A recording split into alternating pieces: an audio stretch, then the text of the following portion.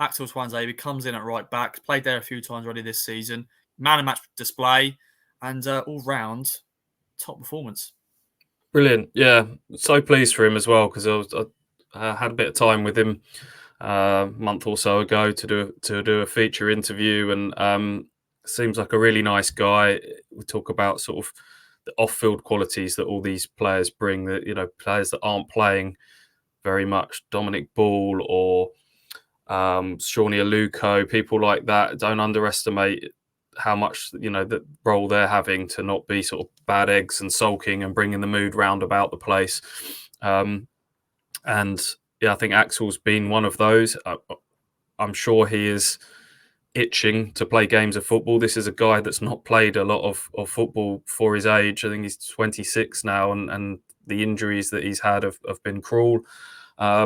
Just as he was starting to get a few games around January time, then George Edmondson comes in and does really well.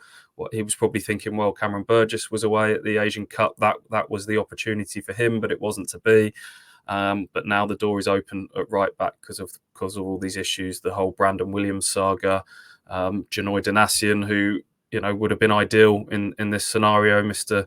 Reliable to call upon. He's had problems, groin surgery this season, so Axel Tuanzebe stepped in, and I think maybe a few people would have been a bit nervous about him potentially being the weak link going into this game. Someone that's playing out of position, someone that's a little rusty, someone that had looked very much rusty in the latter stages when coming on against Rotherham in difficult circumstances. But he was exceptional offensively and defensively. There was, I think my favourite moment was when Siriki Dembele came on for Birmingham in the second half, a player that we know can be a real tricky winger from his days at Peterborough, facing him in League One, and Axel kept pace with him and then just bodied him in the box and took the ball away.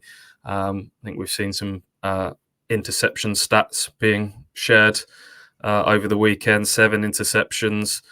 So defensively really good, and as you say, made sure he was up there and contributing to the attack when a team's sitting deep and difficult to break down. Then that's where you need your fullbacks to come to the party, and there he was, great composure to pick out his man, and then goes and has a part to play in the third as well. He does. Do you want to mention Tuanzebe as well, AJ? I want to quickly. I think JD Janoy Donatian actually quote tweeted that the stat. It's Hungry Hippos all over again. And obviously, Axel doesn't want to talk about it anymore, does he, Stu? Because I think that's one of the things you mentioned on the pod. But yeah, take it away, my friend. Yeah, let's bring out some stats. I had this one ready, so it's nice you lined this one up. JD did quote retweet this one with the Hungry Hippos. It was a Who Scored tweet, which was that he made 7 interceptions in the game, which is a record in the Championship this season. Really impressive.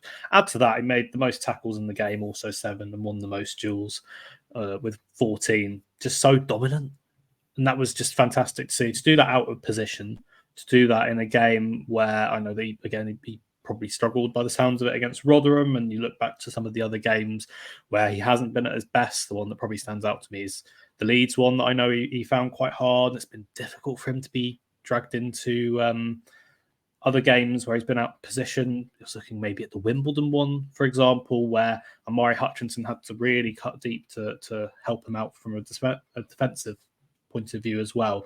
So to be kind of posting those numbers, highest numbers of the season in one aspect, and others where he's really ranking high in terms of the match, it's just really good to see, because he's going to be vital in terms of the versatility. And I think I said on the midway point predictions, I think he has a kind of a part to play in this squad just because of the experience that he brings. He's won promotion from this level before.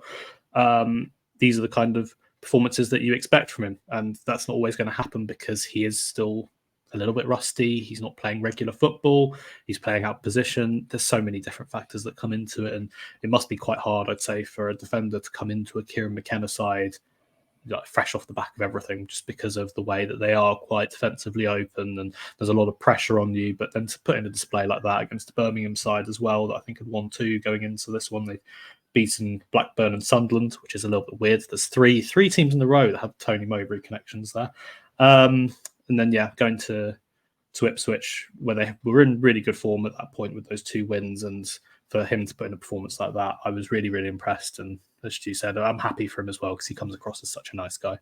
It's only his 14th start, I believe, since the start of 2022. So that shows you how little football he's played. He's had this back problem that's had issues. So for him to do that, given the lack of game time, is great. I know there's a lot of talk about him being out of position, and he is a centre-back by trade, but he made his Premier League debut for Man U as a right-back, marking Alexis Sanchez, no less, for Arsenal. So he can do it, and we saw him play there on New Year's Day at Stoke, and I thought he quite suited that well. Again, that was a game where Stoke went down to 10 and were defending deep, and we saw Axel's he's an athlete, isn't he? He's got that ability to get up and down that right-hand side. So for Ipswich to effectively be down to their, you'd probably describe as 4th choice right back at this moment in time, and for him to be producing a man of the match performance speaks volumes about the sort of the depth of this squad, the togetherness of this squad, and everyone kind of being ready. It's the guys that play week in, week out that get all the plaudits. But if you achieve something as a group, and if Ipswich are going to go on and achieve something monumental this season, it is those guys that come in at key moments.